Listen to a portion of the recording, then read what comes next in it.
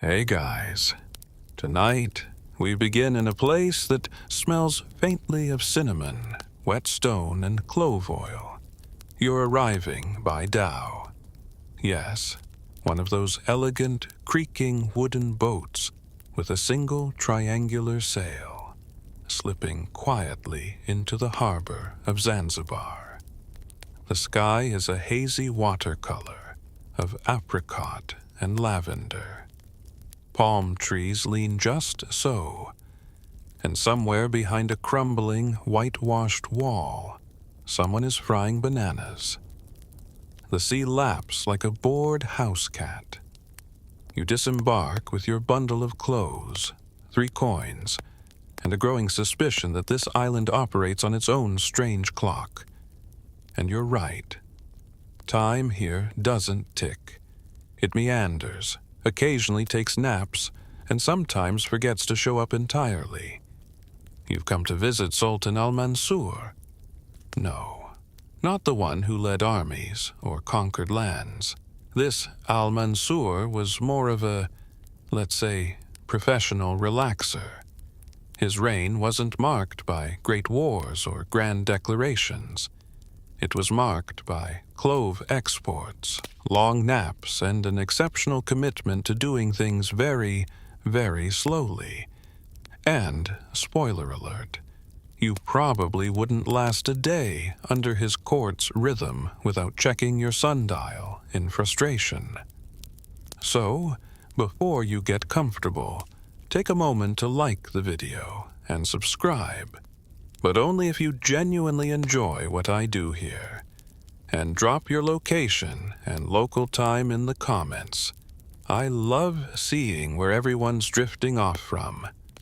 Now, dim the lights, maybe turn on a fan for that soft background hum, and let's ease into tonight's journey together.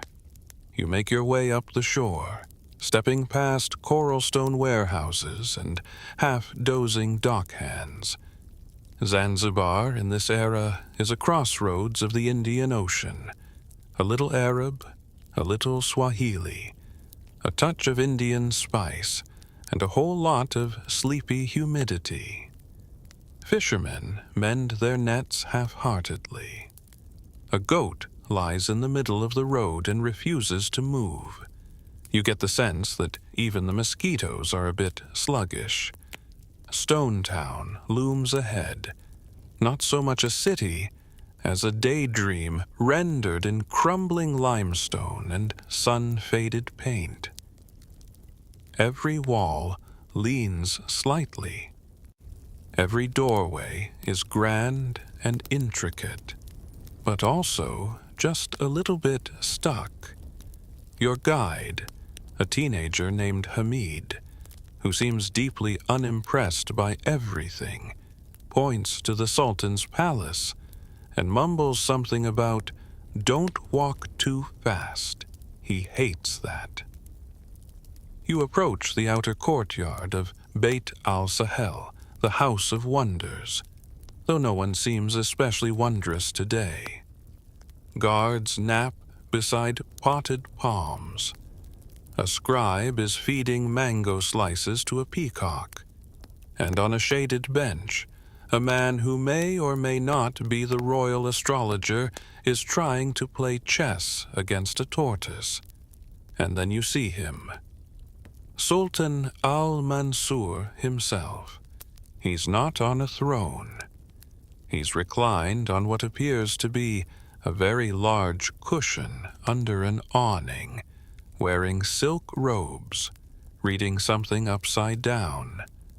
One of his slippers is missing. He waves without looking up and calls out something vaguely approving about your choice of hat. You're not wearing one. Historians still argue whether Al-Mansur was lazy, enlightened, or just a master of delegation. Some accounts paint him as a brilliant delegator who ruled with gentle clarity. Others describe him as mostly asleep. It's possible he was both. What's known is this: his court was unlike any other in the Indian Ocean.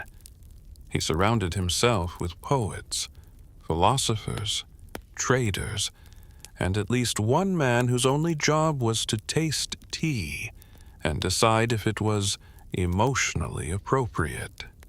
His days were slow, his decisions slower, and his court etiquette designed to make sure no one broke a sweat. You're ushered inside, slowly, by a page who moves like he's underwater. The air inside the palace is thick with the smell of clove oil and old paper.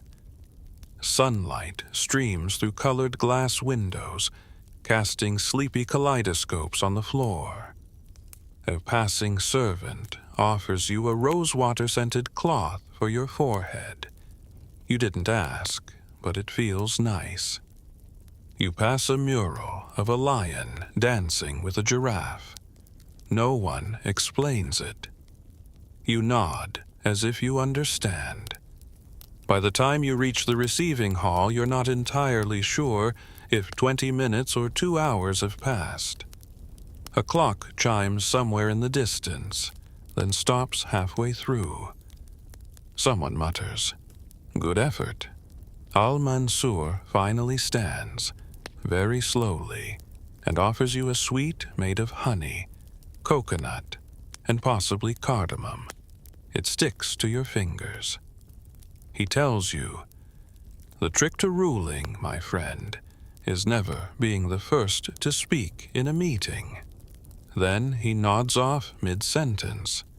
This is Zanzibar, under Al Mansur. Languid, fragrant, slightly absurd, and somehow utterly functional. Later, you'll learn that this island, under his reign, quietly thrived. Trade boomed. Artisans flourished. The clove industry, yes, that tiny brown thing you never think about until you're baking, became a pillar of East African wealth. No one invaded, no major wars broke out, and bureaucrats were encouraged to go barefoot. But for now, you're sitting on an embroidered floor cushion, drinking lukewarm hibiscus tea, and wondering if the parrot in the corner just called you a wrinkled banana. You decide not to ask. You wake to the soft swish of sandals on stone. Morning in the palace doesn't exactly start. It oozes in like molasses left too long in the sun. The breeze brings in the scent of the ocean, mingled with rose petals, charcoal smoke, and the faintest tang of fish drying somewhere far away. You are summoned, gently, of course, by a eunuch who murmurs, "His Excellency has nearly completed the 4th stage of his waking," and then offers you a fig. You decline the fig. He nods as if that is the correct choice. Sultan Al Mansur's morning routine is, well, it's a production. You trail behind him at a safe distance, through chambers draped in gauzy fabric that constantly tries to tangle your ankles. He is already dressed, today in seafoam green silk, with a gold-threaded sash and earrings shaped like miniature ships. He smells strongly of clove and faintly of boredom. His Highness does not rise with the sun. He rises with a string quartet, literally. 4 sleepy musicians with instruments that may or may not be in tune play a meandering, improvised tune as the Sultan sits cross-legged on a cushion, eyes closed, breathing deeply like he's preparing for battle. Only the battle is against the possibility of doing anything quickly. First comes the scented water ritual. A silver basin is brought in, carried by two young men who resemble each other suspiciously, and the Sultan dips his fingers in, one at a time, while reciting the names of flowers that smell better wet. Historians still debate whether this was symbolic, or if he genuinely believed lilies had opinions about humidity. Then comes the bird portion of the ritual. He feeds a specific order of pigeons on the balcony. Always 7. Always clockwise. One time a falcon disrupted the sequence, and the entire schedule was pushed back by a week. The Sultan did not speak to falcons for a year afterward. You're told that this daily feeding is meant to symbolize balance, generosity, and the interconnectedness of all living beings. But you can't help noticing he mostly just likes how the pigeons fluff themselves dramatically and coo approvingly. Then it's time for the date test. No, not romantic. Actual dates. The fruit. 3 are selected from a jeweled tray by the court date assessor, a man who once studied in Basra and now spends most of his time muttering things like, "This one has secrets." The Sultan slowly tastes each one and then gives a vague ruling like, "Too ambitious," or "This one feels like it has lived a full life." You stifle a laugh. No one else does. They are, you suspect, deeply committed to the seriousness of this fruity tradition. At last, the Sultan stretches, arms out like he's preparing to fly, and announces, "I am now approximately awake." The musicians stop playing. One of them may be asleep upright. A servant appears with a hand mirror, which the Sultan peers into briefly before declaring, "Acceptable." You begin to suspect that none of this is performance. This is simply how the man is. According to a Portuguese traveler who visited during this reign, Al Mansur believed the first 3 hours of wakefulness should be devoted to contemplating the concept of stillness. To rush, the Sultan once declared, is to insult the very fabric of existence.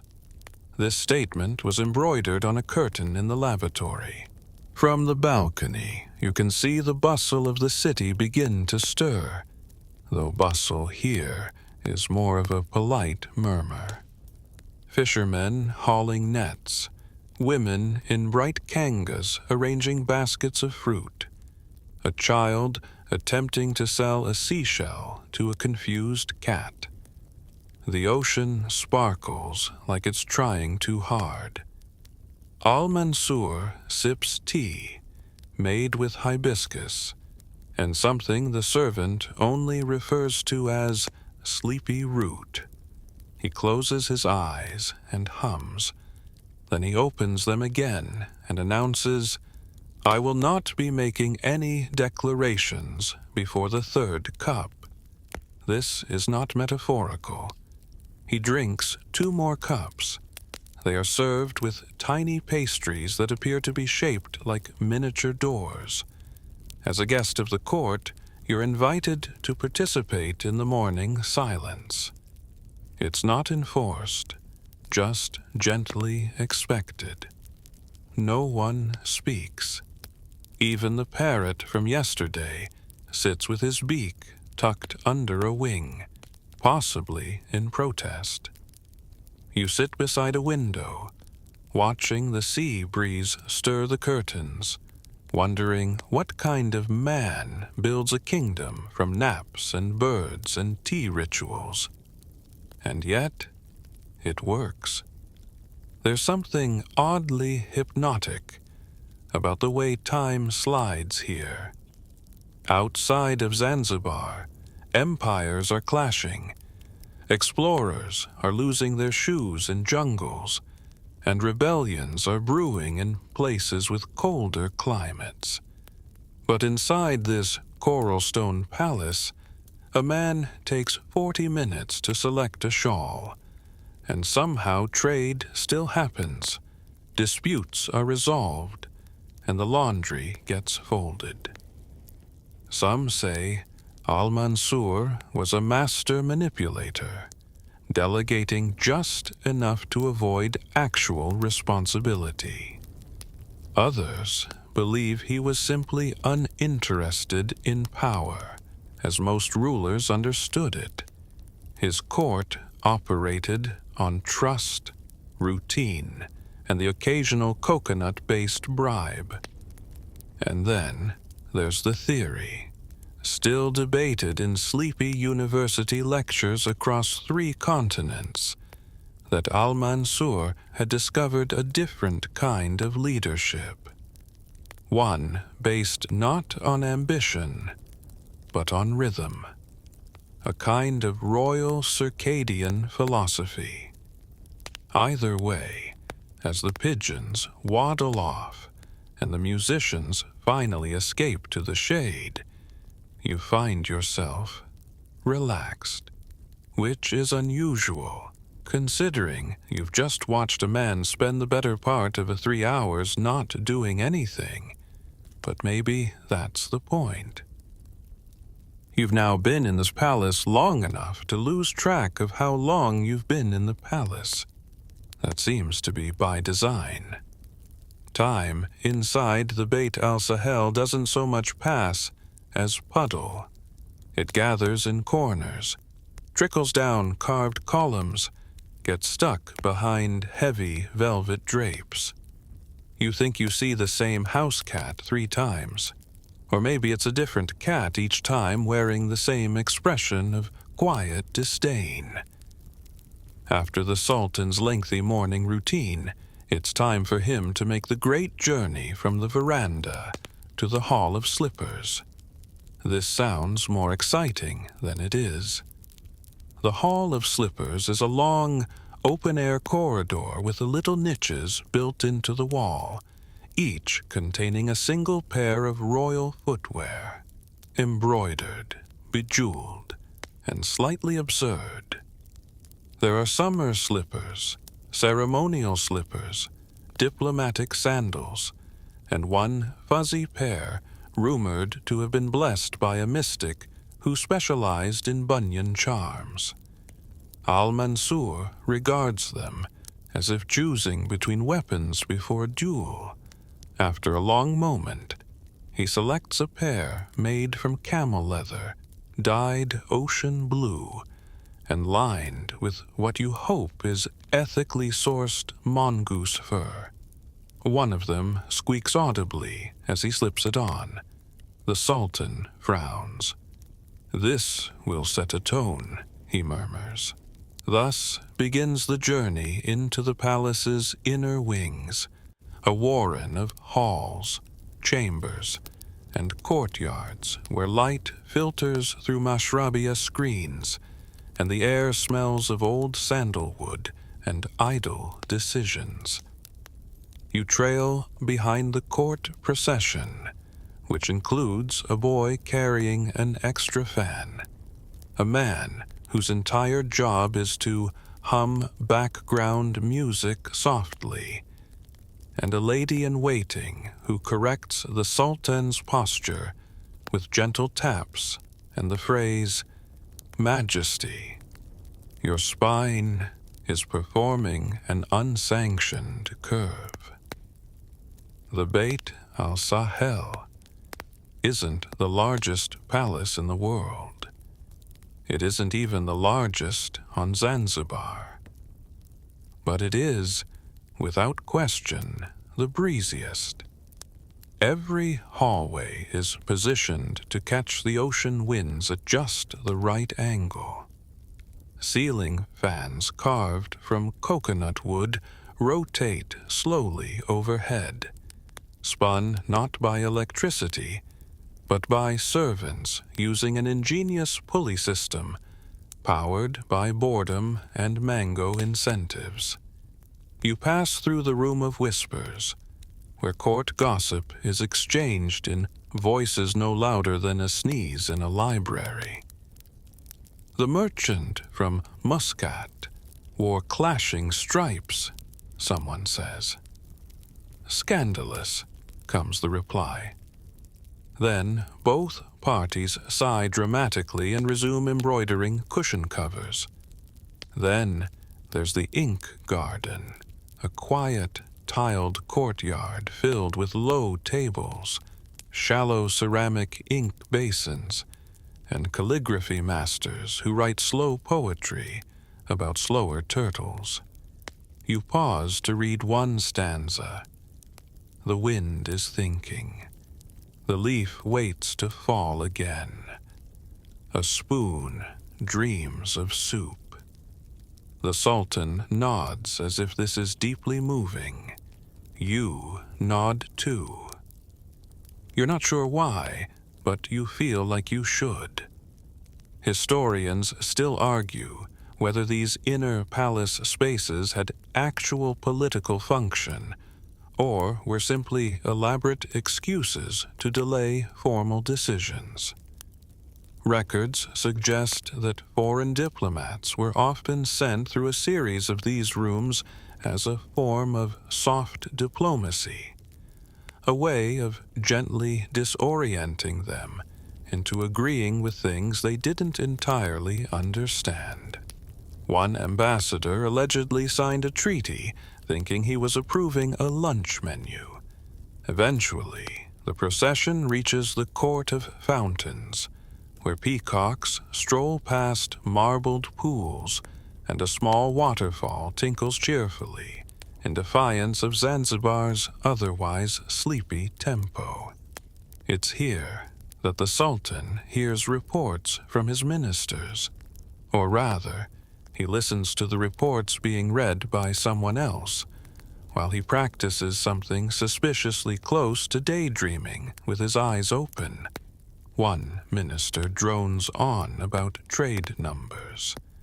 Another updates the Sultan on the state of the harbor, which is apparently still mostly wet. Al Mansur responds with a solemn nod and a vague wave of his fan. Here's the strange part. This system somehow works. The ministers know what to do. They just want his blessing, however nebulous, however sleepily delivered. A nod from Al Mansur is considered binding. A yawn, oddly, means we'll revisit this. A sneeze has no official meaning, but everyone takes it as a sign to go have a snack. You settle onto a cushion by the archway, sipping on cold tamarind juice, served by a servant who floats like she's been trained by mist. You're unsure if anything is actually happening. Then a flurry of birds takes off from the nearby palms, and the Sultan lazily points at the sky. "Storm coming," he says. Everyone nods, impressed. The Sultan then requests the reading of today's small grievance scrolls. These are tiny parchment notes submitted by commoners about minor palace annoyances. A creaky gate, a monkey with attitude, a roof that leaks during emotional moments. One scroll says, "The candle vendor blinked at me twice." Unclear if flirtation or judgment. The Sultan chuckles, then instructs a scribe to send blessings and also a slightly larger candle. This is how his court works. Carefully, attentively, and always with room for absurdity. Problems are considered, discussed, aired like bed sheets in the sun, and occasionally solved by doing absolutely nothing. And yet, his rule is remembered, oddly, as peaceful and prosperous. There were no assassinations, no famines, no wild currency collapses. Zanzibar's coral buildings multiplied, the spice trade flourished, and the people, if anything, grew fond of the slow pace and gentle unpredictability of Al Mansur's court. As the session ends, the Sultan stands.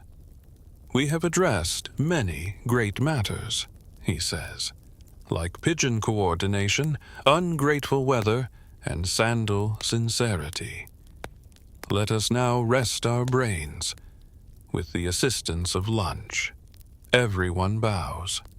A trumpet makes a half-hearted noise, and the procession resumes.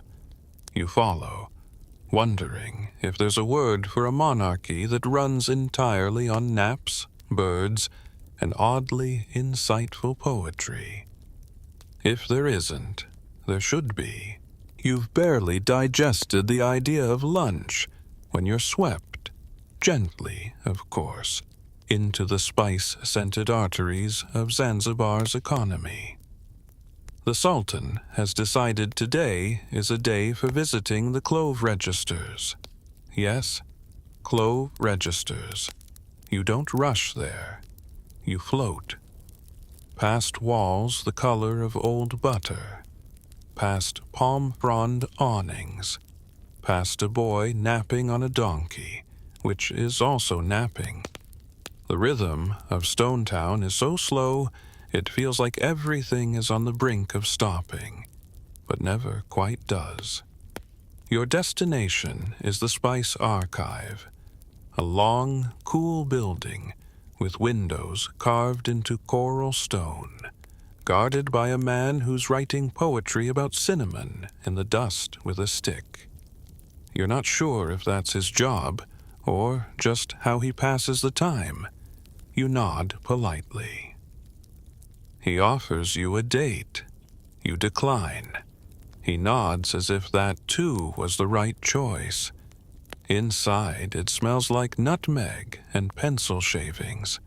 A dozen clerks sit on floor cushions beside open ledgers the size of mattress covers, carefully inking symbols next to numbers, next to names, next to more symbols.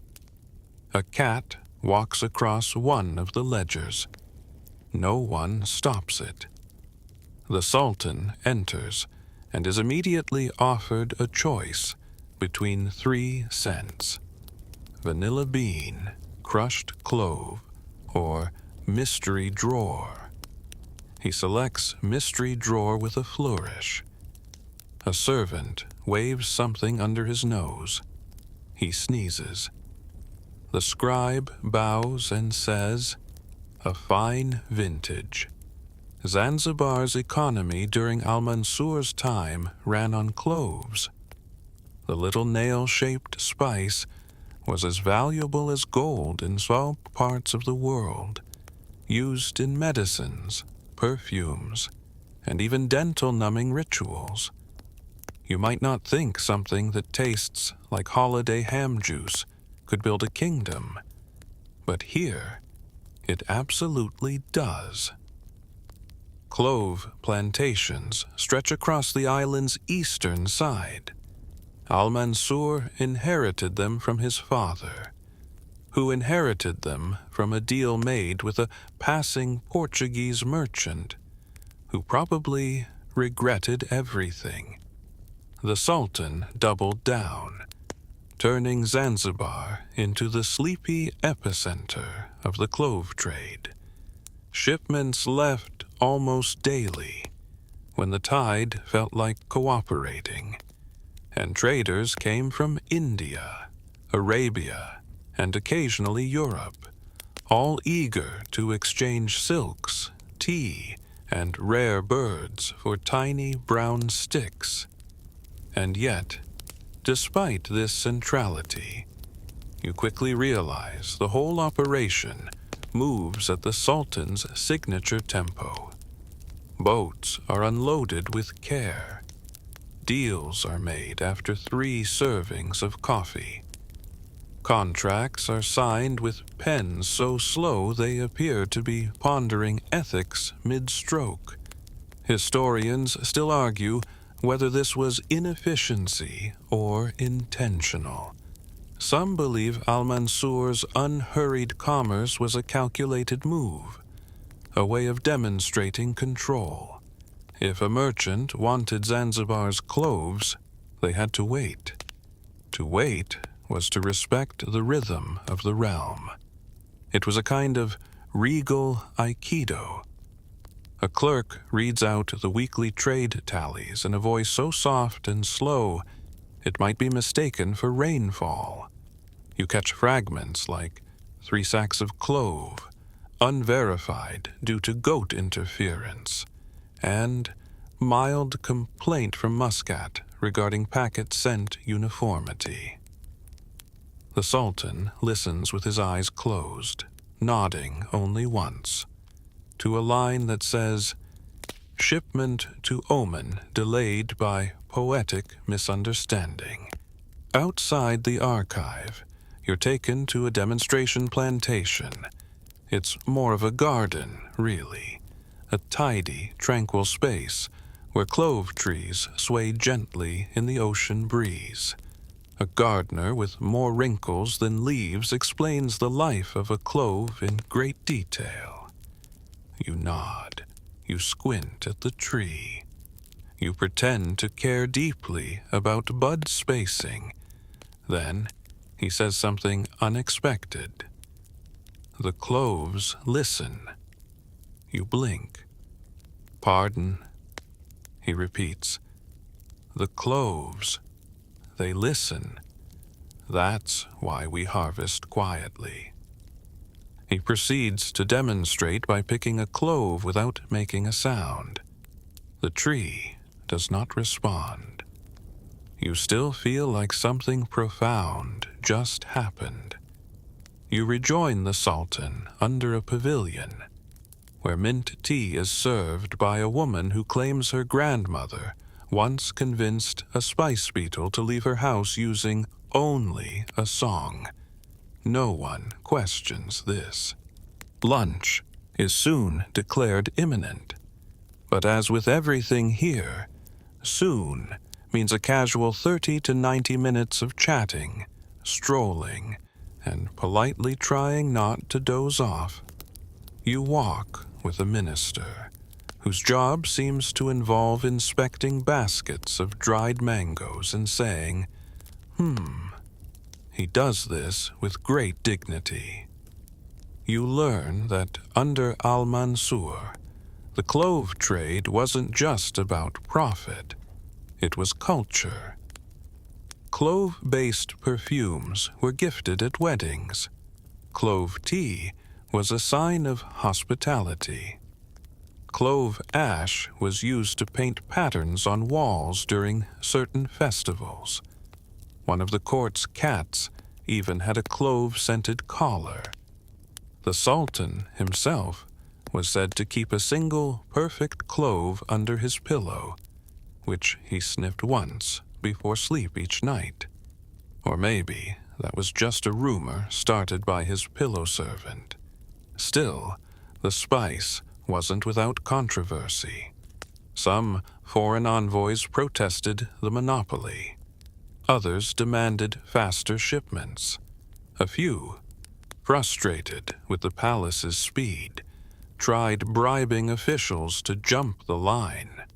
These officials then spent weeks debating the moral implications of jumping, and one of them apparently drew a philosophical cartoon of 2 coconuts arguing about justice. The Sultan, when asked about the delays, once said, "The clove grows when it is ready. Why should we be any different?" And somehow, that answer always seemed to work. By the time lunch finally arrives, you feel as if you've inhaled more clove essence than oxygen. But also, you're strangely okay with that. Lunch at the palace is not so much a meal as a diplomatic event disguised as a picnic, gently draped in silk and garnished with poetry. You are guided by two men wearing matching turquoise sashes and faint expressions of existential fatigue, into a shaded courtyard filled with low tables, fat cushions, and a growing chorus of grumbling stomachs that somehow still maintain decorum. A gentle breeze flutters the corner of the Sultan's shawl as he arrives precisely 22 minutes after announcing he was on his way. Everyone pretends not to notice. You are seated 3 cushions down from His Highness, in what a chamberlain solemnly refers to as the posture of non-threatening proximity. You sit accordingly, trying not to knock over a pitcher of tamarind juice with your elbow. The menu is a parchment scroll written in verse. It contains 17 items, 5 of which involve mangoes, and at least 2 which may technically be perfumes. The palace chef arrives in person, an elderly man with a beard so long it's rumored to have seen its own shadow, and describes each dish as if it's a long-lost cousin. First, there is ushuru wa nazi, a coconut stew sweetened with plantains and laced with saffron. Then come the rice balls, dyed soft pink with hibiscus, and steamed inside banana leaves tied with golden thread. 1 goat is presented whole, reclining on a tray like it's posing for a posthumous portrait. A polite applause follows. You clap too, because you're pretty sure that's what everyone else is doing. Now, palace etiquette dictates that no one may begin eating until the Sultan has uttered his lunch word of the day.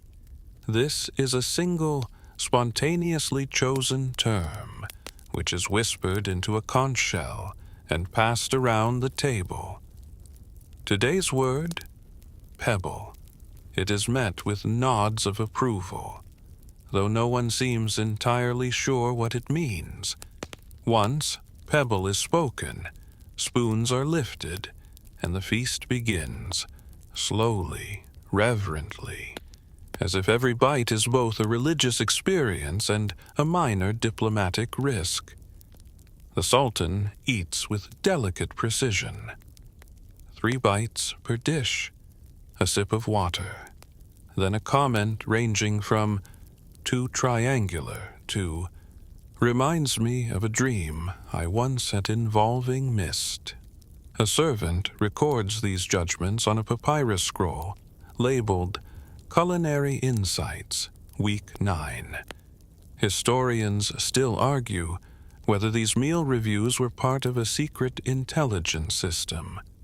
Some claim coded messages were hidden in the Sultan's tasting notes. Others think he just really liked having an opinion on pickled mango texture. Around you, conversation flows like warm honey. Ministers discuss clove tariffs in tones usually reserved for lullabies. One noble woman recites a poem about the life cycle of a spoon. Someone tries to explain a new harbor tax using only fruit metaphors and interpretive chewing. The Sultan listens, nods, occasionally raises a single eyebrow, which, according to local protocol, signals, "Please continue, but more slowly." Then the dessert arrives. A single chilled fig, placed on a bed of rose petals, next to a miniature painting of the fig, in case you forget what it is. You are told it has been blessed by a wandering mystic who once convinced a storm to change direction by complimenting it. You decide not to question this. The fig tastes like sunset and modest ambition. But the meal is not without drama.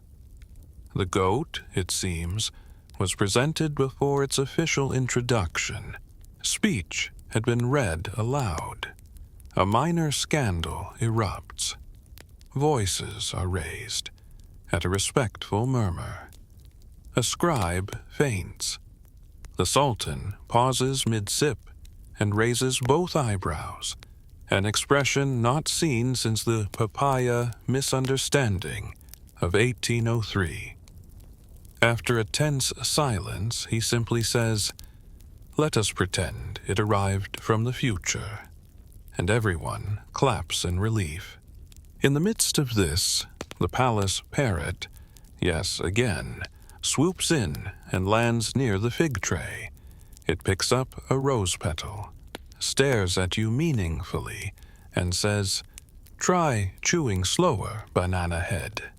No one reacts. This is, apparently, standard lunchtime banter. You begin to notice a pattern. Meals in Al Mansur's court aren't about nourishment. They're a form of theater.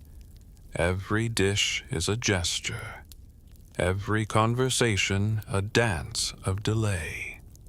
The act of eating together creates a space where nothing urgent can intrude. If someone were to declare war during lunch, you suspect the Sultan would simply pass them a date and say, "Let us speak of this after the pickled cassava." Outside the courtyard, the city buzzes faintly. Spice traders shout in the distance. A donkey sneezes. The world spins. But here, inside the cool shadows of the palace, time remains obedient to the Sultan's fork. You're full now, deliriously so. The kind of full where sitting up feels like a bold decision. But lunch isn't over until the post-meal reflection. This involves reclining on embroidered cushions while listening to a musician play what sounds like a single note on a string instrument, very slowly, for what might be 20 minutes or a minor eternity. The Sultan closes his eyes. Someone fans him. A minister quietly takes notes on a mango rind. You think someone is composing a treaty on the back of a napkin. By the end of the meal, no grand proclamations have been made, no laws passed, no treaties signed. But everyone leaves feeling satisfied, faintly wiser, and significantly slower. And perhaps that's the point. The palace halls are quieter now, as bellies settle and sandals shuffle away like embarrassed crabs.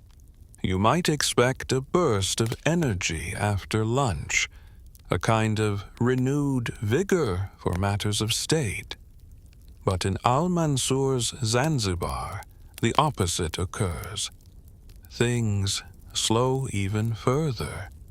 You didn't think that was possible. It is. This is the hour, though hour is a flexible concept here, of soft intrigue. Whispers carry more weight than decrees. Cushions are fluffed. Fans are turned to a lower setting.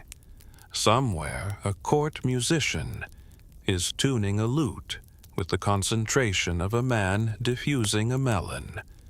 Court intrigue in Al Mansur's Zanzibar doesn't come with poison or daggers. It arrives in the form of seating arrangements. You are invited, no, gently nudged, into the hall of inconclusive discussions. It's a shaded gallery filled with thick carpets, low couches, and about a dozen people reclining in a polite circle, holding teacups like they contain fragile secrets. The Sultan is not present. That's intentional. This is the hour when things almost happen. Today's topic: whether the Sultan's cousin, Prince Yusuf, should be granted the southern orchard lands, which contain 4 mango trees, 1 loud parrot, and a well with questionable moral character. The debate begins with a poem. Yes, a poem. A courtier clears his throat, then recites an allegory about a turtle who owned too many ponds. There is nodding. Someone claps. A scribe writes something down and underlines it twice. From there, things escalate slowly. A vizier references a treaty from 12 years ago, quoting line 12, which reads, "And should the cousin plant without permission, let the fruit fall sideways." Another minister counters with a proverb involving donkeys, wind, and inheritance. Everyone murmurs approval. It's unclear what the conclusion is. That's also intentional. Historians still argue whether these mid-afternoon salons were ceremonial nonsense or brilliant political insulation. By burying decisions in layers of metaphor and velvet, Al Mansur avoided conflict. No one could be angry at a policy they couldn't quite define. At one point, a woman named Fatima, who apparently oversees coconut customs, offers a rare direct opinion. Yusuf is kind, but he waters with impatience. The group gasps. The scribe drops his pen. A nearby servant whispers, "It has been said." Then, just when momentum begins to form, when you think perhaps someone might actually take a stance, a gong sounds from the garden. Everyone freezes. The parrot squawks, "Time for the mulberry break." And that's that. You all rise slowly and drift toward the mulberry pavilion. It's not a real policy venue. It's a shady spot with woven mats, a bowl of mulberries, and a rule that no one may discuss matters of weight while chewing. It effectively pauses the entire government with a handful of tart berries. You sit beside the mango inspector, who is still muttering to himself about the orchard issue.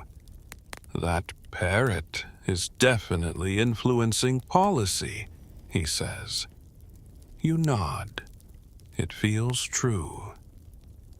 After the break, a new group assembles in what they call the Chamber of Clarification. This is where previous discussions are summarized, ideally in fewer than 5 metaphors. Today's summary is delivered by a woman named Layla, who opens with, "We are not turtles, but we may have ponds." There is applause. The Sultan appears briefly in the doorway, yawns grandly, and says, "My spirit concurs with whatever promotes balance and fewer letters." He then disappears, having just authorized or denied something important. Here's the thing. Decisions are made in this system, slowly, obliquely, but they're made. Land is allocated. Disputes are resolved. No one ever yells, and no one storms out, partly because the doors are beaded curtains, and that would take forever. Even foreign envoys, at first bewildered, eventually adapt. A Persian diplomat once described the court's negotiation style as like playing chess on a hammock. Frustrating, but strangely effective. You ask someone if coups ever happen here. The woman beside you, embroidering a peacock into her scarf, smiles and says, "Once, a man tried to stage a rebellion. He submitted a poem so scathing it withered the citrus trees." You wait for the punchline. It never comes. Instead, a silence falls, the kind of silence that settles like dusk on your shoulders. The court collectively breathes. The parrot yawns. A boy enters with a tray of cardamom milk and tiny candied ginger squares. He trips slightly. No one reacts. The milk is still warm. Outside, the shadows have shifted. A gecko flicks across a wall. The smell of roasted cassava drifts in from the city. Somewhere, faintly, you hear a drummer testing a rhythm that never quite starts. The discussion resumes, now about whether the peacock on the palace tiles should face east instead of west. It's unclear whether this is symbolic or just a matter of taste. Either way, the Sultan's court is hard at work, doing what it does best, deliberating slowly, thoroughly, and with a complete disregard for urgency. And perhaps that's the genius of it. In a world constantly rushing, Al Mansur created a place where nothing hurried, where power flowed like molasses, and every sandal squeak could shape a policy, where even court intrigue felt like a nap interrupted by jasmine. You lean back. You sip your ginger milk. You wonder what other kingdoms could have accomplished if they just slowed down. The Sultan's library is not the largest you've ever seen. It is, however, the most languid. Every book leans slightly to the left. Scrolls are piled in baskets like freshly folded towels. There's a map hanging crookedly on one wall, showing Zanzibar in relation to the rest of the world as somewhere vaguely more interesting. You're invited to peruse its contents. A scholar in a faded red robe hands you a key carved from ivory and says, "Take your time. The books certainly will." The room is a quiet rectangle lined with coral shelves. Cushions are scattered everywhere, clearly meant for impromptu napping. A glass dome overhead lets in soft daylight filtered through palm fronds, and somewhere above, a bird chirps a single puzzled note every 8 minutes. You reach for a manuscript titled "The Scented Empire, Trade Routes of Clove and Whisper." The pages are rough, hand-copied, and illustrated with miniature ships that all look slightly seasick. Next to it is a stack of scrolls bound with twine labeled "Unverified Dreams," Volume 3, and a palm leaf folder ominously titled "The Banana Conspiracy." You open one volume and discover a long list of royal shopping notes. One large cushion, 2 jars of silence, replacement sandal for the left foot only. It may or may not be official correspondence. And then you see it. At the center of the room, perched on a velvet pillow and illuminated by a single shaft of golden light, is the Sultan's favorite companion, a lizard.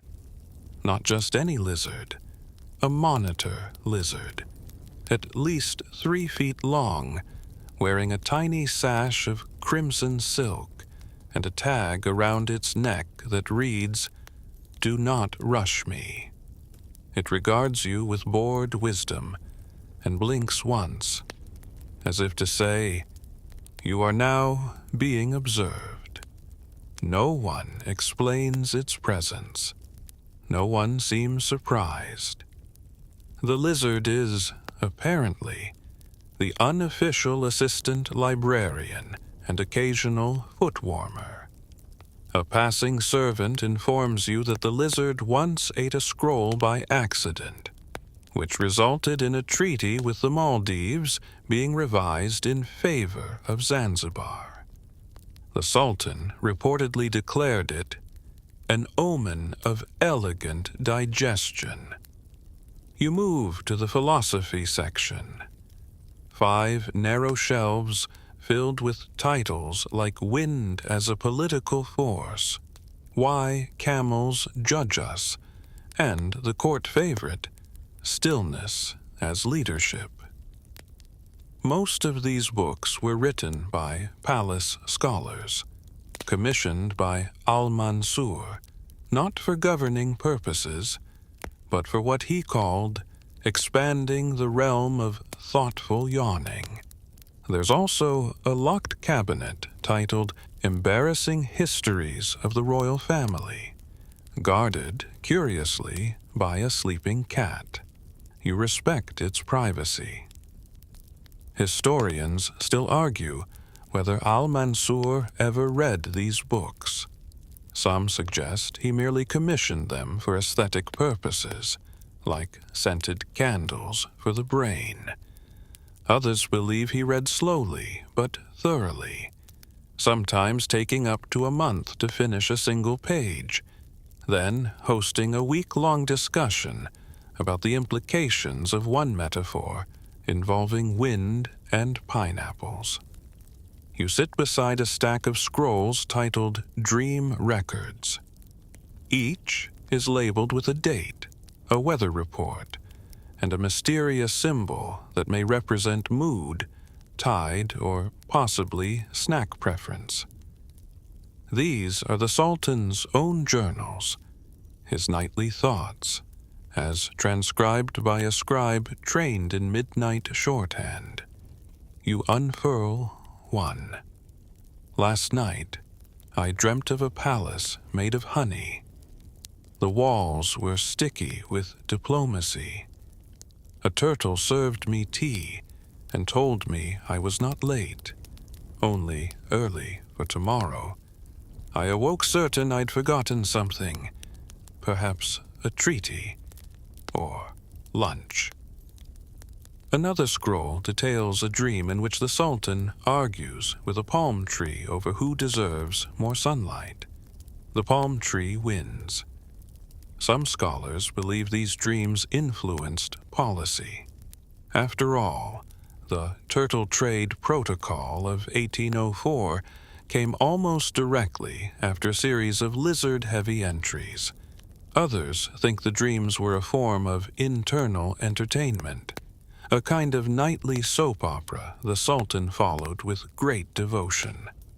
One scroll simply reads, "No dream, just silence. Best sleep in weeks." You lean back against a cushion, and the library seems to hum around you.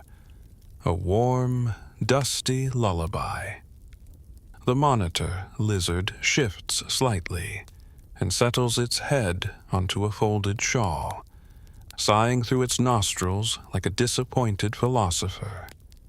Outside, bells chime from the harbor. You can just make out the sound of sails being furled and traders arguing in gentle tones about clove density. But here, within these walls, time pools like ink in an old inkwell. Every breath feels deliberate, every blink optional. The Sultan enters, unnoticed at first. He's wearing reading glasses and a robe that seems to be patterned with stylized snails. He nods at the lizard. The lizard blinks back. No words are exchanged, but the moment is thick with mutual understanding. He picks up a book titled The Ethics of Napping, opens to a random page, and smiles. "Ah," he says, "Chapter 3, The Importance of the Left Pillow." He sits beside you, cross-legged, and begins to hum a melody so low it might just be digestion. After a moment, he pauses and asks, Do you think lizards understand literature? You open your mouth to answer. He waves a hand. No, better not to ruin it with answers. You both watch as the monitor lizard yawns, a long, luxurious stretch that seems to echo off the dome. The Sultan closes the book.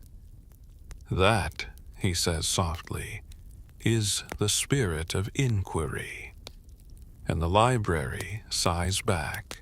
The sun has begun its lazy descent, casting long golden shadows across the palace courtyard like spilled honey. You would think the day is winding down, and technically it is.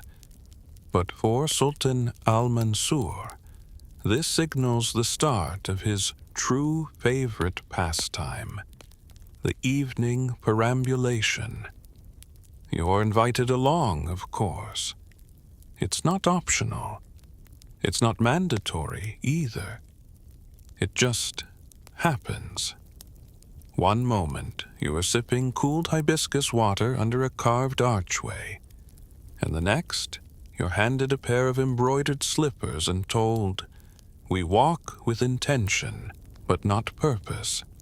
That's the theme of the evening. The Sultan appears in a fresh robe, midnight blue, with tiny embroidered moons along the cuffs. His walking stick is more decorative than supportive, topped with a carved clove blossom and a faint jingle, which he claims repels misfortune and certain types of weasels. You begin your stroll through the palace gardens, accompanied by 2 guards who walk 10 paces behind at all times, a poetry reciter who trails off halfway through every stanza, and 1 scribe taking notes in case anything important is said. Nothing important is ever said. That's also part of the charm. The garden paths are lined with fragrant frangipani trees and little oil lanterns already being lit by servants who move like shadows. The air is damp with the promise of distant rain, and somewhere in the foliage, a cricket orchestra plays what sounds like an extremely slow waltz. Sultan Al Mansur pauses frequently, once to admire a leaf, another time to observe a snail he claims is named Suleiman and has never been late to a single walk. He leans down, whispers something in snail, and nods solemnly. Then there's the sandal drama. About halfway through the walk, one of the Sultan's slippers begins to squeak. Not just a light squeak, a full-throated, repetitive eek that echoes slightly off the courtyard walls. The Sultan stops, cocks his head, and says, "It appears we are being followed by the ghost of an oboe." You stifle a laugh. Everyone else nods thoughtfully. One of the guards mutters, "Could be the heel spirit again." Another servant kneels beside the Sultan's foot, sniffs the sandal, and pronounces, "Possessed by humidity." A replacement is summoned, a quieter one, adorned with silver tassels and what might be a lucky octopus. As the walk resumes, you're led toward the Moon Gate, a circular archway that frames the sea in the distance. The view is poetic enough to silence even the parrot, who sits nearby eating dried fig pieces and muttering, "Deep metaphor, nice."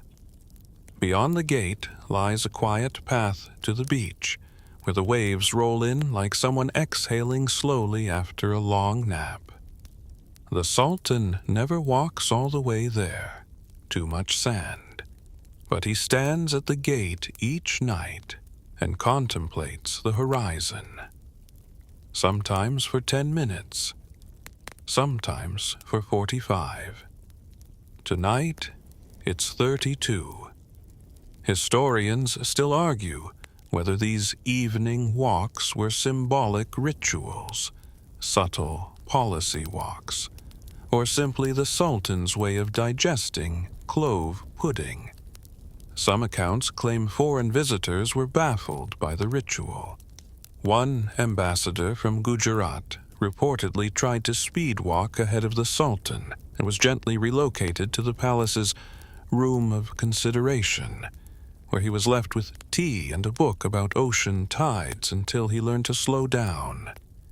You and the Sultan now walk along the jasmine path, where the flowers have opened for the evening, and their scent wraps around your senses like a warm shawl. You pass a fountain shaped like a lion sneezing. A cat sleeps on its paw.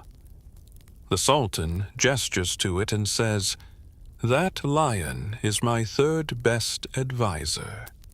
You nod. Of course it is.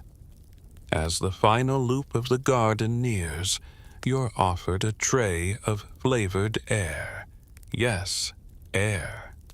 A small device puffs scented mist into your face. Rose, cinnamon, sea breeze, and, for some reason, phantom mango. The Sultan inhales, blinks twice, and declares, "Ah, memories of a party I never attended." The scribe writes that down. You pause beside a stone bench. The Sultan does too. He tells you a story. Not a grand one, just a simple recollection of a rainy afternoon when he once convinced a group of diplomats to settle a territorial dispute by sharing a blanket and watching a goat eat a map.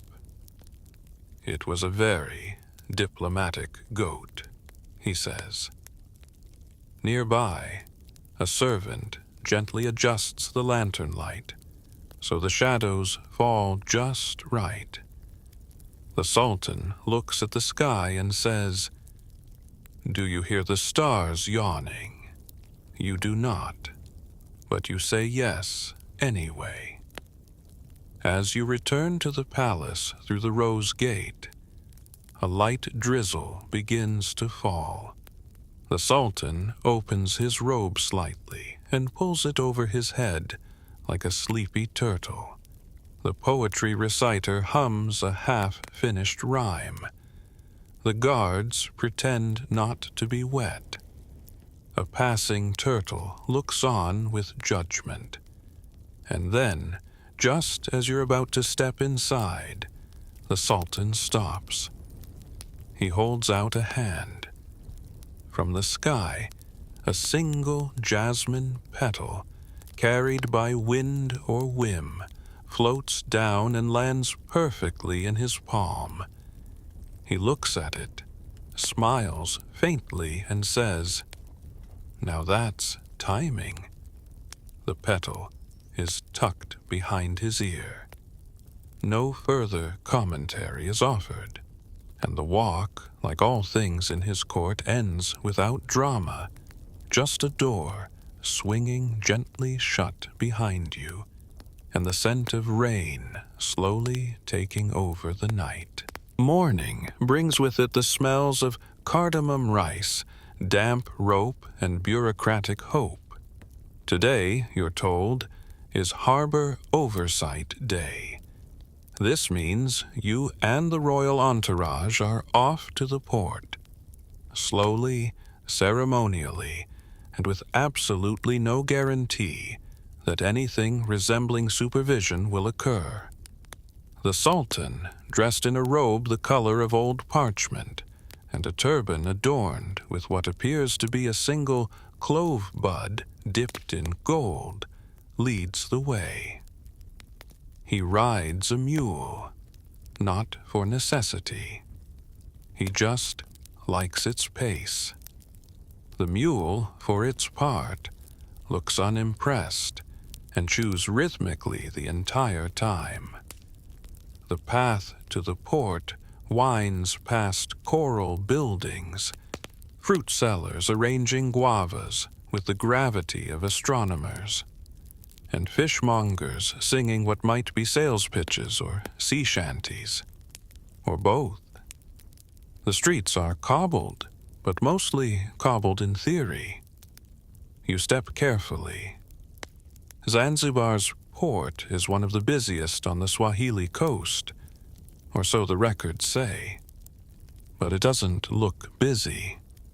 It looks contemplative.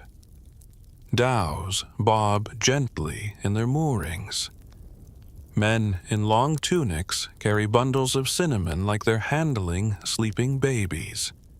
A crate labeled Persian lemons sits half open with no sense of urgency. Customs inspection begins with a nap. That's not a joke. Upon arrival, the head customs official, an elderly man with a henna-dyed beard and an aggressive yawn, waves you toward a shaded pavilion. Before we inspect, he says, we rest. The goods must settle, otherwise they give mixed impressions. A servant offers you a cushion and a small cup of something labeled coconut clarification tonic.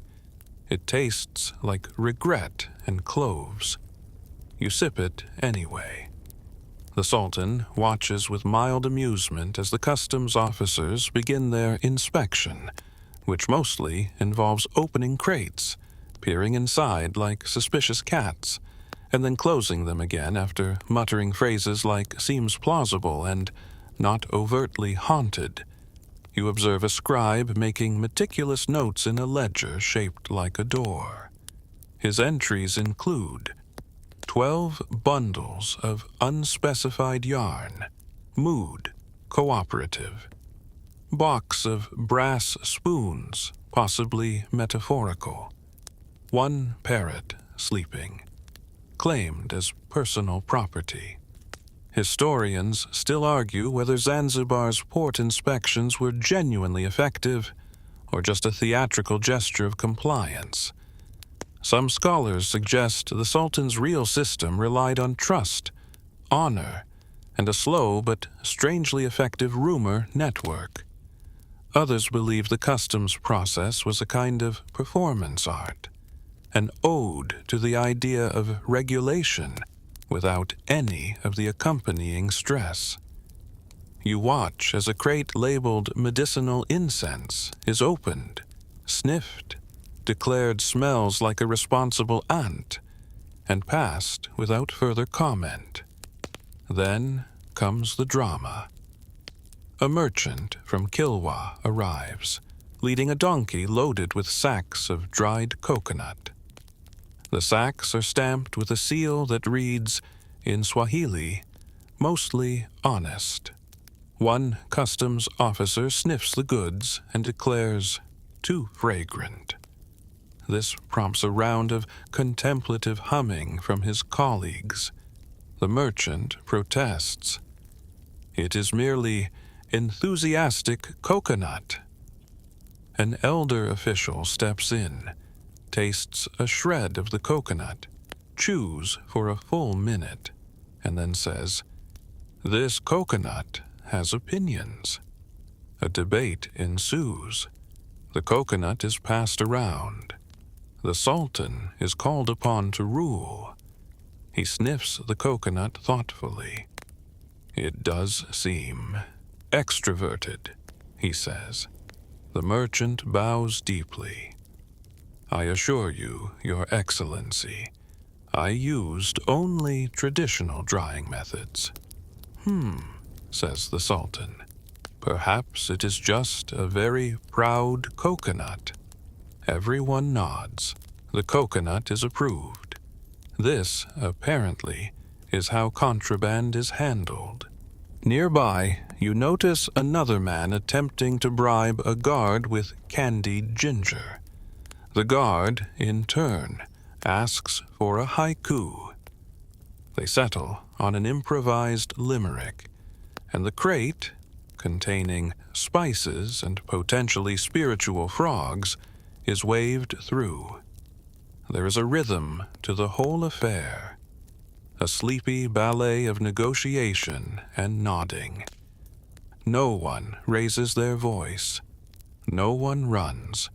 Even the seagulls flap with measured elegance. You're taken next to the archive of incoming things. A long, low room filled with scrolls, quills, and bundles wrapped in damp cloth. A large map of the Indian Ocean dominates one wall, covered in pins and drawings of various trade winds that look like serpents doing yoga. The clerk here is a woman named Juwairia, who can recite the last 10 years of cargo history while peeling a banana with surgical precision. She shows you a logbook where entries are color-coded based on how cooperative the crates seemed upon arrival. We had a shipment of cinnamon that refused to be categorized, she says. So we called it philosophical cargo. You don't ask for clarification. You've learned better. As you leave the port, the Sultan pauses beside a crate marked glass beads, fragile and flirtatious. He taps the side gently and whispers, "You are seen." The crate seems to glow a little in response. The walk back is quiet. The sun hangs low, and the harbor air tastes of salt, tamarind, and passive resistance. A boy plays a flute with only 3 notes. The mule snorts contentedly. Sultan Al Mansur turns to you as you near the palace gates. "Trade is not just goods," he says. "It is performance, a way to remind each other that we still exist." You nod. Because honestly, what else can you say to a man who just approved a coconut based on its confidence? The palace is unusually quiet this afternoon, which, in Zanzibar terms, means only 3 people are playing the oud at once, and the parrot hasn't insulted anyone in over an hour.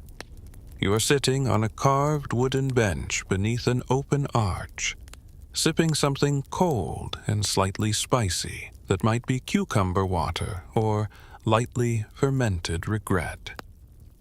Suddenly, the palace ripples with subtle tension. Servants move with slightly more purpose. A minister drops a scroll. The astrologer knocks over a bowl of star-shaped dates. You're informed, softly, like someone trying not to startle a goat, that the Sultan's nap was interrupted. By 11 minutes, no one knows how it happened. Perhaps a pigeon landed too loudly. Perhaps a scribe sneezed at the wrong octave. Perhaps, as the Sultan's dream log would later speculate, the nap was simply disrespected by the hour. This is serious. In a court where decisions are delayed for the sake of poetry and weather patterns are consulted before opening jars. A nap is sacred. It is not just rest. It is calibration. It is the invisible gear that turns the machinery of the kingdom. Interrupting it is a diplomatic event. The Sultan emerges, robe slightly rumpled, hair askew, and eyes half-lidded in the universal language of who dares. He says nothing. He merely points at the ceiling. Everyone looks up, as if expecting to see the culprit hiding among the rafters. A distant flute stops mid-note. A committee is instantly convened. Their job? To determine exactly what went wrong with the nap. You are, somehow included. A courtier hands you a parchment labeled Disruption Theories, Draft 1, which includes possibilities such as too many sandal squeaks prior to nap entry, unapproved jasmine oil used on cushion, one rooster crowed ironically. Each theory is debated with the weight of a military council. The Sultan, now sipping a very small cup of something called sleep redemption syrup, listens with a look of measured weariness. Then, an unlikely twist. The blame falls upon a teapot. Yes, a teapot. Apparently it whistled, softly but noticeably, 6 minutes into the nap window. The tea steward claims it was just the pot's way of stretching. The parrot mutters, "That kettle's always been a show-off." The Sultan raises an eyebrow. Let us proceed to trial. Thus unfolds what might be the slowest legal proceeding in recorded history. The teapot is placed on a low table in the Hall of Reconciliation. A scribe is appointed its official advocate. A tiny bell is rung. Everyone sits on pillows arranged by softness rating. The prosecution argues that the teapot breached acceptable sound thresholds during designated silence hours. The defense maintains that temperature fluctuations were to blame, and that the pot has never acted with malice. The Sultan, now fully reclined and fanning himself with the document labeled Emergency Relaxation Mandate, listens intently. He requests a reenactment. Water is boiled. The pot is observed. It emits a faint hiss. The room gasps. Historians still argue whether this trial was symbolic, a way for the court to restore balance through ritual, or whether Al Mansur truly believed in object accountability. There is a scroll from a Portuguese observer who wrote, "Today I saw a teapot cross-examined. Zanzibar is both madness and perfection."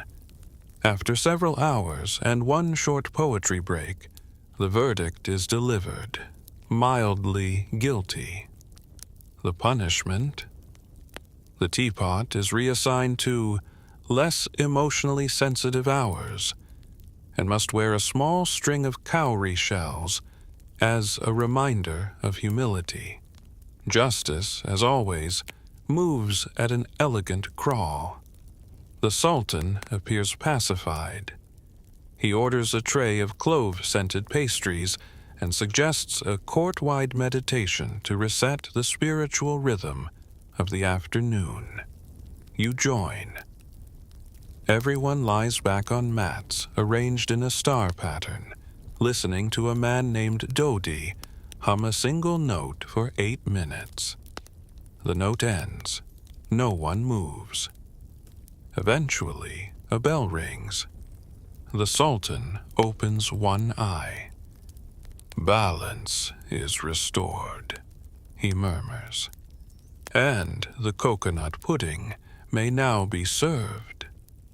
Everyone claps, softly. And as if nothing had happened, the palace resumes its rhythm. The oud players pick up where they left off. The parrot sneezes, then blinks innocently. A clerk begins painting his ledger margins with small fish. You glance at the teapot, now resting quietly near the wall, its cowrie shell collar catching the light. It's hard to say whether Zanzibar's strange, sleepy justice system is absurd or inspired. But as you sip your pudding and watch the Sultan slowly recline onto a fresh cushion, you can't help but think, maybe it's both. Maybe peace isn't about avoiding problems. Maybe it's just about learning to solve them at nap speed.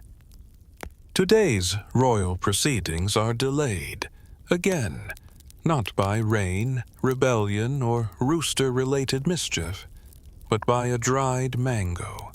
Yes, just one. A slice, to be precise. Slightly too tart, possibly oversunned, and tragically underwhelming, according to the Sultan's afternoon snack review. The palace cook sighs dramatically and begins composing an apology poem to be submitted with the next tray. You, meanwhile, are invited to attend the Sultan's afternoon trade council, a languid affair held in the Indigo Room, named not for its decor, but for the fact that someone once spilled a vat of indigo dye on the cushions, and no one ever fixed it.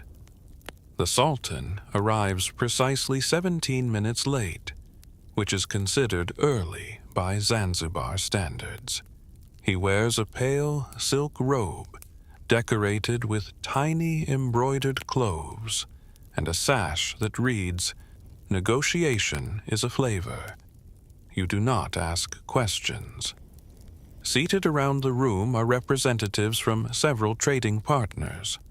A merchant from Oman, a tea exporter from Ceylon, a man with impressively shiny shoes from Gujarat, and a Swahili woman who trades in decorative glass beads and seems entirely unimpressed by everyone.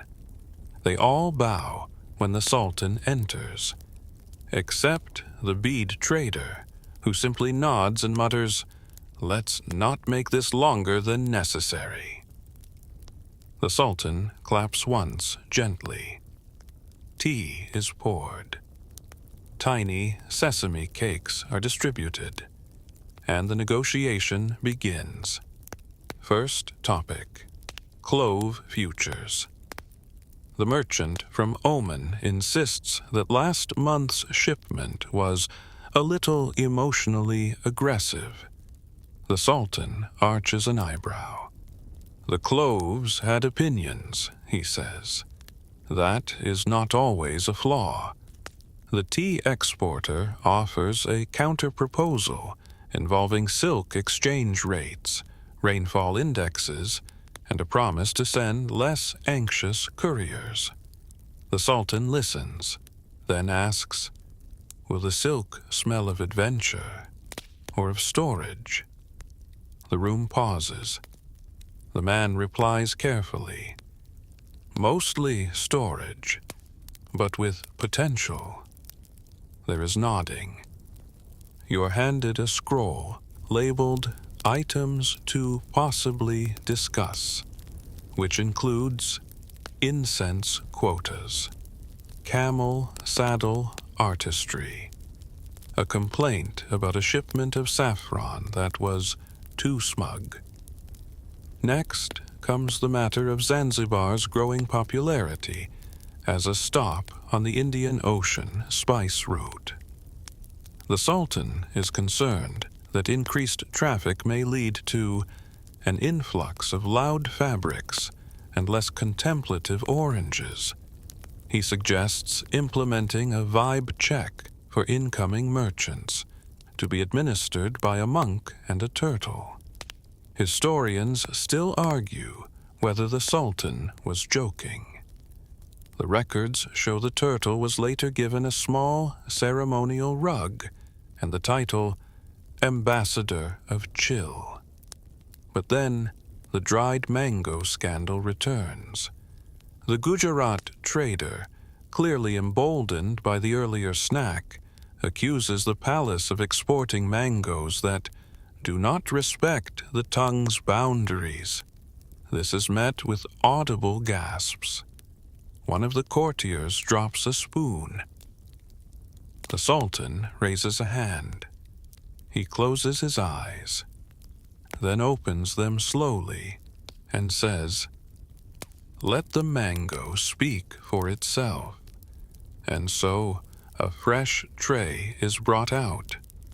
Mango slices are sampled, judged, rejudged, paired with mint, compared to poetic standards. The bead trader offers a final verdict. This mango seeks validation. It is not ready for diplomacy.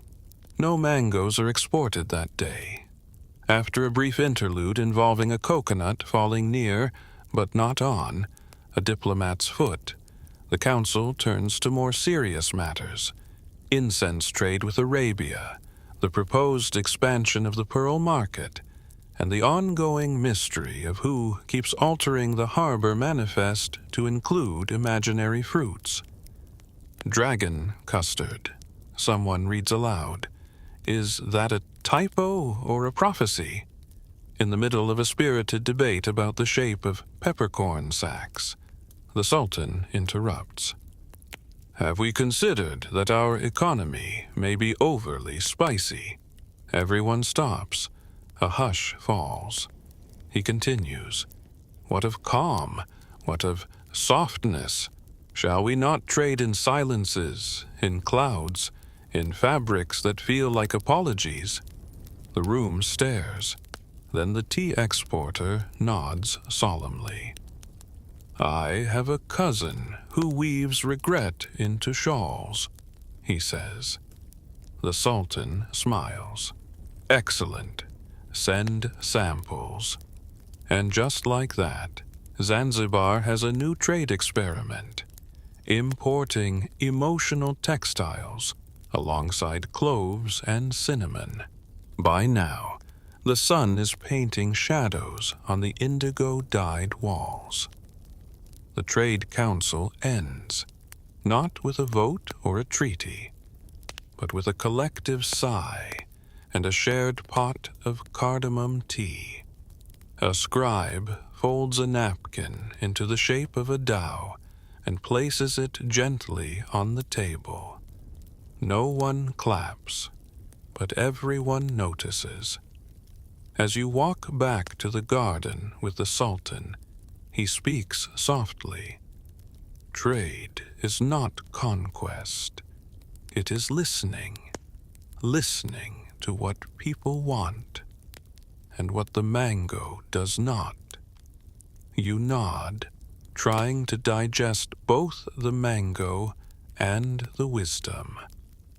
Behind you, the turtle ambassador slowly makes his way toward the shade, completely unaware that he is now in charge of international vibes.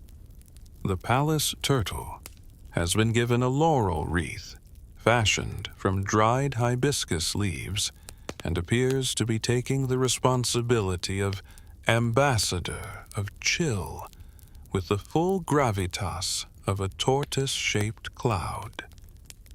You pass him on your way to the next royal task, greeting a visiting dignitary from the Sultanate of Pate. Pate, a fellow Swahili coastal kingdom, is known for poetry, pearl trading, and a tendency to judge Zanzibar for being excessively horizontal. Their emissary, Sheikh Bwana Ali, has arrived with 2 trunks of embroidered linens, 1 suspiciously smug falcon, and a diplomatic entourage that looks like it hasn't smiled since 1783. You're invited to the welcoming reception, which takes place in the pavilion of first impressions. It's an open-air hall lined with mango wood beams and white curtains that flap gently in the sea breeze like indecisive thoughts. The scent of incense hangs in the air, frankincense, clove, and what a nearby minister proudly identifies as apology smoke. Sultan Al Mansur arrives precisely when he means to, not a minute sooner. He wears gold-threaded sandals and a robe that glistens faintly, as if woven from the sighs of well-rested fishermen. His entrance is accompanied by a trio of oud players strumming a melody so slow it may in fact be moving backward. The two men greet each other with a bow, a pause, a mutual sniff of ceremonial oils, and a lengthy handshake that transitions into a seated conversation with all the urgency of melting cheese. The topic today: turtle diplomacy. Specifically, the Sultan's proposal that Pate adopt a similar method of ambassadorial calming by appointing a symbolic animal to oversee peacekeeping efforts. Al Mansur suggests a dugong. Sheikh Bwana Ali suggests that perhaps Zanzibar is confusing whimsy for governance. A tense silence follows. Then, as if on cue, the Sultan claps gently and orders clove jam to be served. It arrives on porcelain dishes shaped like coral reefs, small spoons, no fanfare, just the quiet smacking of approval from several courtiers as the jam's taste settles somewhere between memory and poetry. Sheikh Bwana Ali tastes it. He pauses. He exhales through his nose. "This," he says, "is diplomacy." From there, the meeting begins to thaw. They speak of tides, of port fees, of shared fishing rights, but also of metaphor. "Trade," says Al Mansur, "is like ocean foam, brief, beautiful, slightly salty."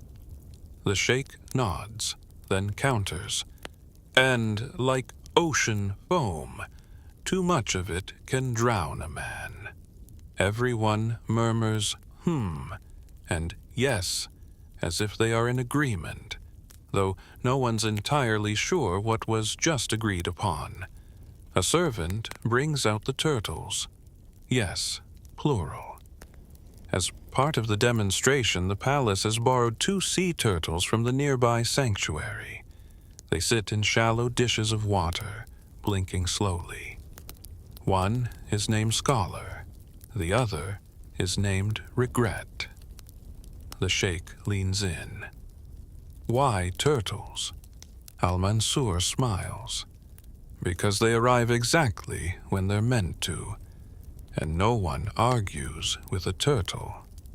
Historians still argue whether the turtle episode was the tipping point in Zanzibar-Pate relations. Some say it was a clever use of animal symbolism to deflect from trade imbalances. Others claim the sheikh simply had a soft spot for jam. Either way, the visit is remembered fondly in both courts. There is, however, one minor hiccup. The falcon. It is not pleased. Perched on its handler's wrist, it watches the turtles with growing agitation. When Regret yawns, the falcon screeches. Everyone freezes. The parrot mutters, "Oh, feather war." The Sultan tilts his head and says, "Perhaps the falcon requires jam." The sheikh, torn between diplomacy and dignity, agrees. A servant approaches the bird with a spoonful of clove jam. It sniffs, it blinks, it pecks once, delicately. A hush. Then, to everyone's surprise, the falcon fluffs its feathers, makes a sound vaguely like approval, and settles in. Disaster averted. To commemorate the harmony, the Sultan declares the day a diplomatic success of the turtles and slightly persuadable falcon. A court artist is summoned to paint the moment, though the turtles fall asleep halfway through. The rest of the evening is spent in peaceful silence.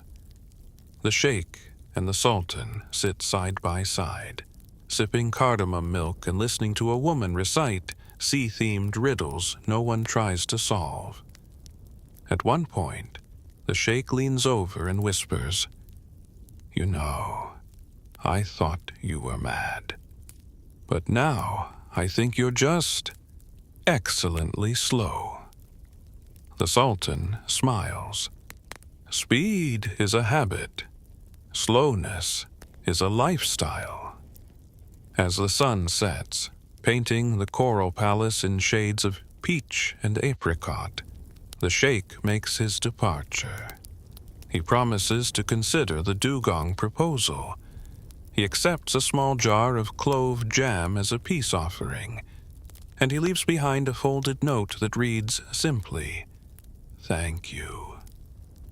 Tell regret I'm thinking of him." And just like that, international diplomacy in Zanzibar is declared a roaring, sleepy success.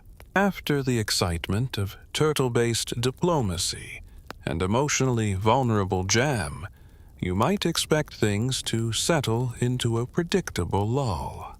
They do not, because today, while wandering through the Sultan's upper study chambers in search of a cooler place to sit, you stumble upon a locked wooden box with carvings of moons, keys, and one very dramatic fish. The guard beside it yawns and waves you through with the blessed phrase, "Ah, yes, the dream journal vault, do be gentle." Inside, the chamber smells of cedar, dried ink, and a whisper of something sweet and vaguely unsettling. Possibly fig paste, possibly something metaphysical. Shelves line the walls, filled not with books, but with tightly rolled scrolls tied in silk thread and labeled in calligraphic shorthand. This, you realize, is the Sultan's personal dream archive. A court scholar named Tahiyya appears beside you, wearing spectacles and a shawl that looks like it was designed by an especially introspective moth. She explains that Al Mansur, ever since youth, has dictated his dreams each morning to a rotating roster of scribes. These are then transcribed, categorized, occasionally illustrated, and stored here, never to be referenced again unless the Sultan feels a sense of cosmic déjà vu. You are handed one at random. The date reads, 5th night of the Big Mango Rain. You read, "I was a sand dune. A camel asked for directions. I said nothing, but the wind answered, and the camel thanked me. Later, I found a pearl in my shoe. It apologized." Tahiyya nods solemnly. That was a politically tense month. Another entry. I stood on the roof of the palace. The stars were spelling my name backwards. The moon offered me a spoon, but it melted. I awoke humming a note that caused a minister to drop a papaya. This entry, it turns out, led to the famous Papaya Precaution Protocol, a brief period during which all tropical fruits were inspected for emotional instability before serving. Historians still argue whether the Sultan's dreams genuinely influenced governance, or if they were simply poetic expressions of an over-cloved imagination. Some believe recurring symbols, like the turtle, the moon, or the complaining mango, formed a secret code used to guide court policy. Others suggest it was just a very elaborate excuse for doing nothing before noon. You open another scroll. I was a cushion. The Sultan sat upon me, but I was the Sultan, and also the cushion. Everyone applauded. The parrot said, "Finally." I awoke, extremely well rested. This one is annotated with the word profound and a sketch of a confused-looking chair. As you explore deeper into the chamber, you notice a section labeled Visions of State Importance. These are dreams the Sultan himself has marked as significant. One reads, "The ocean spoke in colors. Red meant caution. Blue meant nap. Green was trade. A ship made of mirrors floated by and offered me tea. I declined, but regretted it." This dream directly preceded a notable trade treaty with Malindi, which involved, coincidentally or not, a mirror shipment and an agreement on coastal tea ceremonies. A newer scroll is marked with an unfamiliar symbol, a circle within a circle, surrounded by small, clove-shaped dots. The text is shorter. "Tonight, the sky wore sandals. I understood something deeply, and then forgot it. Must remember to forget again." Tahia leans in and whispers, "We believe that one refers to taxation." On a low table nearby, you find the tools of the dream scribe's trade: soft reed pens, colored inks made from beetles and flowers, and something labeled nap paper. When asked what this is, Tahia replies, "It's just normal paper. But we don't tell it that. Helps with dream absorption." You sit in the chamber for a while, the scrolls humming their silent tunes around you. You imagine the Sultan waking, eyes still crusted with sleep, describing his night visions to a yawning scribe while sipping cardamom tea and being fanned gently by someone named Abdul with excellent timing. A soft breeze enters through the carved window. The dream scrolls rustle slightly. Somewhere far below, a musician plucks a note that sounds exactly like indecision. Then you hear it. Footsteps, slow, deliberate, slippered. Al Mansur enters, blinking. "Ah," he says, seeing you. "Caught in the archive, were you?" You nod. "Dreams," he says, picking up a scroll, "are the only meetings I attend without having to dress for them." He sits beside you, unrolling a recent entry. His finger taps the parchment. "There was a cake that refused to be sliced. It lectured me on impermanence." He chuckles. "That one caused quite a delay in dessert policy." He sets the scroll down, looks at you, and says softly, "People govern with laws.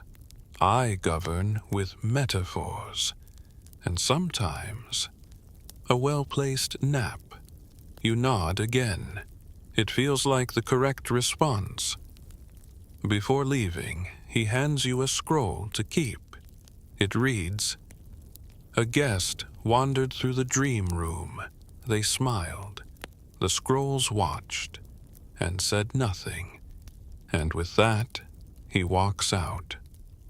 You leave the chamber quietly, the scent of cedar clinging to your sleeves, a scroll in your hands, and a head full of symbols that may or may not mean something at all.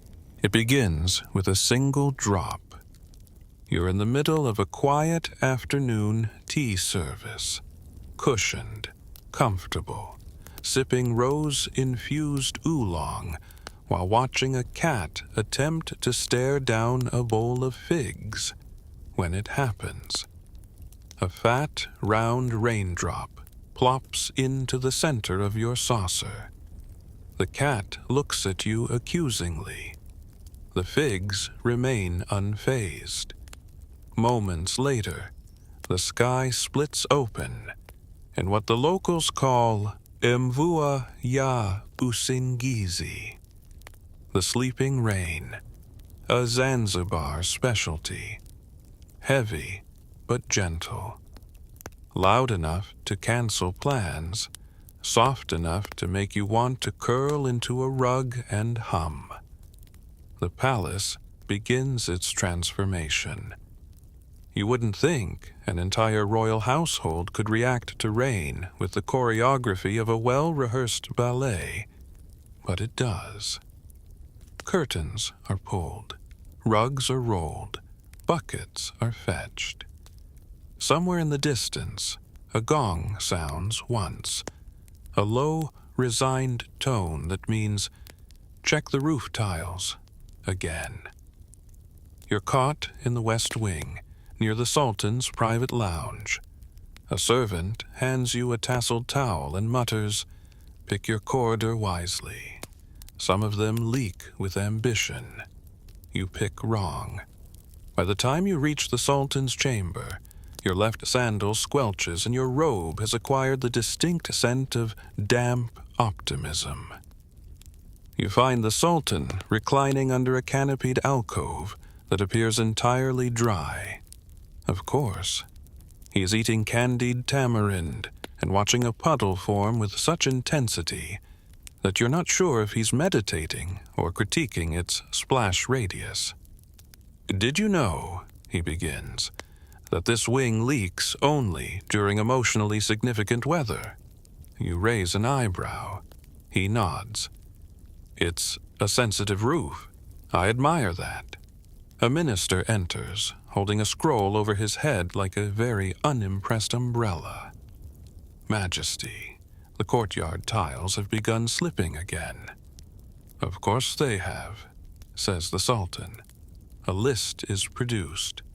Areas of minor flood, buckets currently in use, tiles classified as ambitious or philosophically detached. The Sultan reviews it as though it's a wine menu. Place lemon balm in the garden drains, he says. They'll complain less. The minister bows and nearly slips. The Sultan chuckles. Rain in Zanzibar isn't a crisis. It's a character in the story. It arrives like a demanding aunt, uninvited but respected. Rooms are reorganized around it. Schedules pause. Naps intensify. Still, the leaks do pose certain challenges.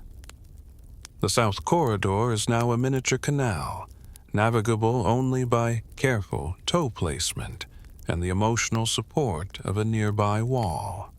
A peacock slips and recovers with haughty indignation. A guard uses a banana leaf as a makeshift paddle for a floating document box. The parrot mutters, "Told you to install a moat."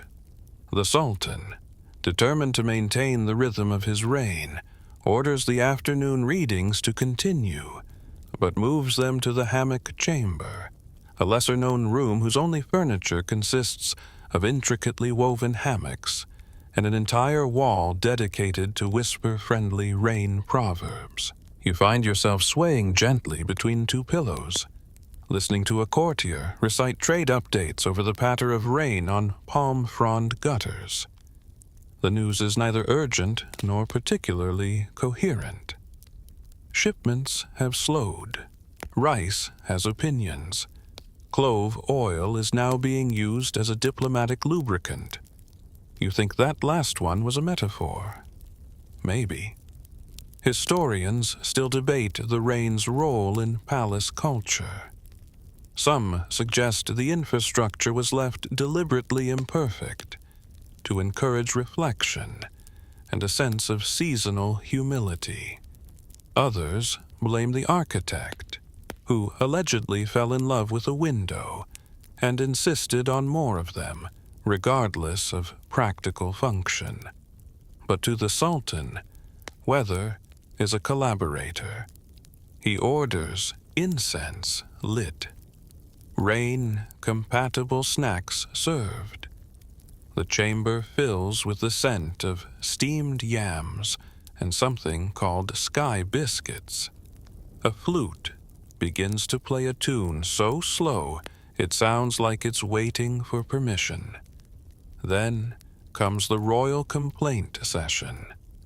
Yes, even in the rain, people need to grumble.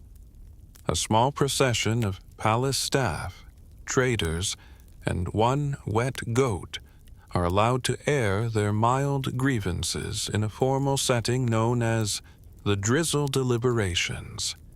Each person is handed a tiny towel for dramatic effect.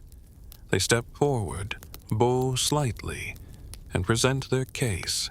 One woman says the papayas in the East Orchard are sulking. A clerk reports that 3 ink pots have developed leaky personalities. The goat, to no one's surprise, simply bleats. The Sultan listens. He doesn't interrupt.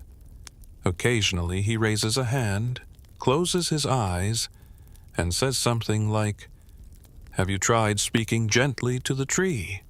Or, "Perhaps the ink is expressing doubt." All complaints are recorded. Some are solved. Most are not.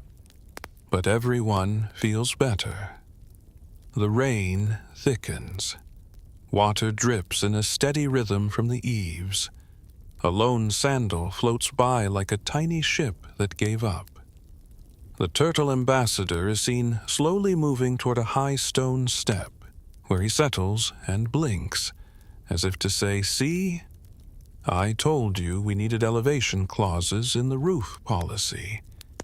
You retire with the Sultan to the evening room, a place filled with cushions, books that may or may not be dry, and the faint scent of resignation. Tea is served. The Sultan reclines with a sigh. "Rain teaches patience," he says, "and also the importance of superior ceiling angles." You both laugh softly, because in the kingdom of slow governance and sentimental leaks, even the rain is part of the administration, and it is very good at its job. Evening has fallen like a velvet curtain. The rain has stopped, but it leaves behind a world softened at the edges.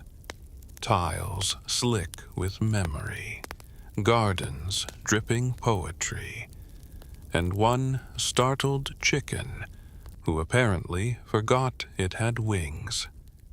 Tonight, the Sultan wishes to sit beneath the mango trees.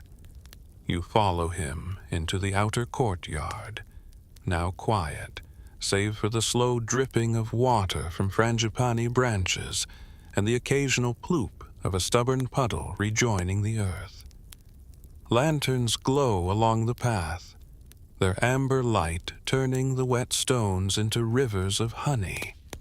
The mango trees, 3 of them planted by the Sultan's great-grandmother, or possibly her cook, depending on which court legend you trust, are in fruit. The air is rich with the scent of mangoes ripening in the dark. One has already fallen and been neatly sliced by a passing cat, or possibly a very precise squirrel. The Sultan settles into his favorite chair, which is not a throne, but a well-worn, cushion-heavy recliner made from carved coconut wood. It creaks exactly once. "The chair approves," he says. You sit nearby, on a cushion that someone has thoughtfully embroidered with a sleepy giraffe. A servant brings warm milk scented with cardamom and a biscuit that crumbles like ancient parchment.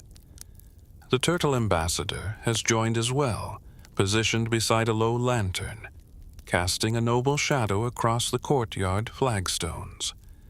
This is how the Sultan ends most of his days, without fanfare, without proclamations, just soft reflection and the occasional mango.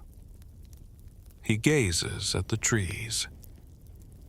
"I remember when I planted the third one," he says. "Or, perhaps, I just told someone to do it while I dreamed of the sea. Either way, it grew. That's the important part." You nod. It does seem to have grown quite well. He sips his milk. "There's something delightful," he murmurs, "about ruling a place where fruit falls according to its own timetable. No one rushes a mango. You wait. It ripens. It arrives." Silence follows. Not empty silence, full silence. The kind you can lean into, where even your thoughts slow down to match the rhythm of the flickering lanterns and the soft, soggy soil beneath your toes. He smiles without turning to you. "Did I ever tell you I once tried to outlaw haste?" You shake your head. "Oh, yes," he says, "wrote a decree and everything. Henceforth, all forms of rush, bustle, or scramble are to be replaced with amble, drift, or hover." It was a lovely scroll, smelled of mint. He chuckles. Of course, no one enforced it. That would have required haste. You both laugh. The mango trees rustle as a breeze passes through, cool and damp and faintly conspiratorial. Somewhere near the garden wall, a lizard sighs. A lantern flickers. The parrot from a distant perch mutters, "Still awake, are we?" The Sultan stretches his legs. "It's strange," he says. "You spend your reign trying to keep things in balance. Markets, ministers, moods, mangoes. But in the end, it's not the balance you remember.